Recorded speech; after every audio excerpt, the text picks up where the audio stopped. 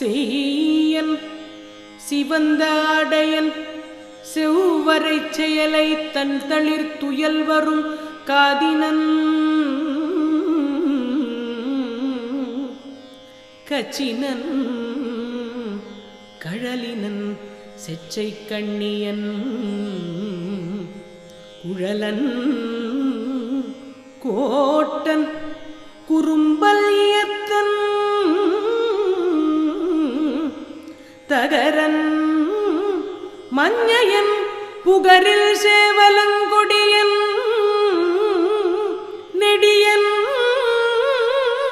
தொடியணி தோழல் நரம்பார்த்து அன்னையின் குரல் தொகுதியோடு குறும்பொறி கொண்ட நறுந்தன் சாயல்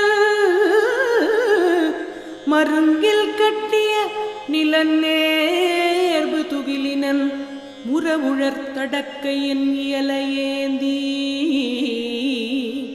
மென்தோள் பல்வினை தழி தலை தந்து குன்றுதோராடலும் நின்றதன் பண்பே குன்றுதோராடலும்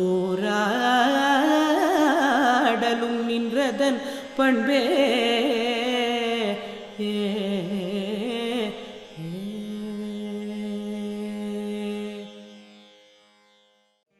பாட்டி, இது எத்தனையாவது படை வீடு பத்தி பாட்டு பாட்டி? 5வது படை வீடுமா? இந்த திருமுருகாற்று படை பாட்டுக்கு அர்த்தம் பெரியவங்க சொன்னா பெருமாளே சொன்ன மாதிரின்னு சொல்லுவாங்க.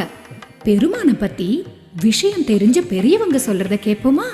முருகக் கடவுள் எல்லா இடங்களிலும் நீக்கமர நிறைந்திருக்கிறான் என்றாலும் குன்று இருக்கும் இடமெல்லாம் குமரன் இருக்கும் இடம் என்று ஒரு பொன்மொழி உண்டு. ஒவ்வொரு மலையுமே முருகப்பெருமானுடைய குடியிருப்பு வீடு என்ற பொருளில் குன்றுதோராடல் என்று ஒரு படை வீடு பேசப்படுகிறது. இது இன்ன ஊர், இந்த இடத்தில் இருக்கிறது என்றெல்லாம் சொல்ல முடியாது. ஊரிலேயே உயரமான இடத்தில் முருகனுக்கு கோயில் கட்டி வைப்பார்கள், மேடான பகுதியில். இல்லை என்றால் மலை இருந்தால் மலையின் உச்சியிலே கொண்டு போய் முருகக் கடவுளுடைய திருவுருவத்தை பிரதிஷ்டை செய்வார்கள். குறைந்தபட்சம் ஒரு வேலை நட்டு வைத்தாலேயே முருகனுடைய கோயிலாக அது மாறிவிடுகிறது. ஒரு குறிப்பு சொல்கிறேன். முருகனுடைய நாமங்களில் ஒன்று தெய்வ சிகாமணி என்பது. குன்றக்குடி மடத்திலே வருகிற ஒவ்வொரு ஆச்சாரியருக்கும் தெய்வ சிகாமணி அருணாச்சல தேசிக என்று ஒரு அடைமொழி கொடுப்பார்கள். தெய்வ சிகாமணி என்றால் தெய்வங்கள் சிகையில் மணியாக இருக்கிறவர். ஒரு தெய்வத்தை வணங்குகிறவர்கள் தன்னுடைய தெய்வம்தான் உயர்ந்தது என்று பேசுவதில் தவறில்லை. மற்ற தெய்வங்கள் சிகையிலே இவர்தான் இருக்கிறார் என்று சொன்னால் மனம் வருத்தம் வராதா? அம்பிகையை கும்பிடுகிறார்கள், அம்பிகையின் சிகையில் முருகப்பெருமான். சிவனை கும்பிடுகிறார்கள், சிவனுடைய சிகையில் முருகப்பெருமான் என்றால் சண்டைக்கு வருவார்கள்.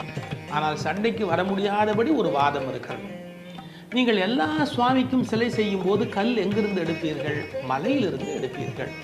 மலை மேல் நிற்பது யார்? முருகக் கடவுள்.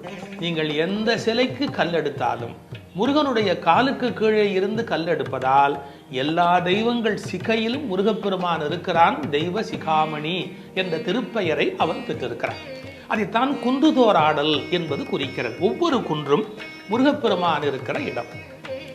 நான் திருவேரகத்தை பற்றி சொல்லுகிற போது சொன்னேன், வேத வேள்வி செய்கிற அந்தணர்கள் தங்கள் நாவின் அருகில் அந்த மந்திர ஒலியை எழுப்பி, அதாவது யாருக்கும் கேட்காது, அவர்கள் சொல்வது அவர்கள் காதுக்கு கேட்கும். அவ்வளவு ரகசியமான ஒரு வித்தையிலே முருகனை வழிபாடு செய்கிறார்கள். குன்றுதோராடல் நேர் எதிரானது. வேடுவர்கள், மலைக்குள மக்கள், அங்கு வாழுகின்ற அந்த குன்றில் குடியிருக்கிற குறவர்கள், இவர்களெல்லாம் காட்டில் இருக்கிற வேடர்கள், இவர்கள் செய்கிற வழிபாட்டை குறிப்பது குன்றுதோராடல். இங்கே எப்படி கும்பிடுகிறார்கள்? மலையிலே இருக்கிற ஒரு எளிய வேலனை எப்படி கும்பிட முடியுமோ அப்படி கும்பிட்டு கொண்டிருக்கிறார்கள். அந்த பூசாரிக்கே வேலன் என்று பெயர் வைப்பார்கள். யார் பூசை செய்கிறானோ அவனுக்கு வேலன் என்று பெயர். குறவர்கள் தங்கள் மூங்கில் குழாய்களில் சேகரித்த தேனை கொண்டு வருவார்கள். காட்டு பூக்களை எல்லாம் கொண்டு வந்து போடுவார்கள். இன்ன பூதான் போடலாம், இன்ன பூ போடக்கூடாது, இதையெல்லாம் முருகப்பெருமான் கடந்து விடுகிறார். என்ன பூ கையில் கிடைக்கிறதோ அதை கொண்டு வந்து போடுகிறார்கள். பிறகு கைகோத்து கொண்டு அந்த குறவர் பெருமக்கள் ஆடுகிறார்கள். அதற்கு குறவை கூத்து என்றே பெயர். நீங்கள் சாதாரணமாகவே எல்லா சடங்குகளிலேயும் ஒரு ஒலி எழுப்புவார்கள் பெண்கள். இதற்கு குலவை எழுப்புறது என்று பெயர். இது முருகனுடைய வழிபாட்டில் பிரதானமானது. எல்லோரும் சேர்ந்து ஒலி எழுப்புவது. மந்திர ஒலி அல்ல, மனதின் ஒலியாக குரவை ஒலியிட்டு முருகக் கடவுளை கூப்பிடுகிற முறை. மலைக்குல பெண்கள் விதவிதமான பூக்கள் உடல் முழுவதும் அலங்கரித்துக் கொண்டு வருகிறார்கள். ஒரு பெரிய ஆச்சரியம், கண்ணபெருமான் புல்லாங்குழல் வைத்திருக்கிறான் என்பது எல்லாருக்கும் தெரியும். முருகன் புல்லாங்குழல் ஊதுகிறான் என்பது எத்தனை பேருக்கு தெரியும்? திருமுருகாற்றுப்படையில் தான் அந்த குறிப்பு வருகிறது. குழலன் கோட்டன். குழலன் தான் குழல் கையில் வைத்திருப்பவன். மலையில இருக்கிறவன், ஆடு மாடு மேய்க்கின்ற அந்த பகுதியிலே போய்கொண்டிருக்கிறவன் குழல் இல்லாமல் இருக்க முடியுமா? முருகன் கையில் குழல் இருக்கிறது. குழலன் கோட்டன் குறும் பல்லியத்தன். சின்ன சின்ன வாத்தியங்கள் நிறைய இசைக்கக்கூடிய தன்மை உடையவன். தகரன் மங்கையன். மங்கையன் தான் மயில் மீது வருகிறவன், மயிலை வைத்திருக்கிறவன். புகரில் சேவல். முருகனுக்கு மயில் சேவல் போன்றவை எல்லாம், இவையெல்லாம் அழகு பொருள்கள். விதவிதமான வண்ணம், கருநீலம் பச்சை சிவப்பு போன்ற வண்ணங்கள் உடையது சேவலும் சரி மயிலும் சரி. இப்படிப்பட்ட கொடியன் நெடியன் தொடி அணி தோழன், நிறைய மாலைகளை எல்லாம் கழுத்தில் அணிந்திருக்கக்கூடிய அருமையான மார்பை உடையவன் என்று குன்றுதோர் ஆடலில் முருகக் கடவுள் கொண்டாடப்படுகிறார்.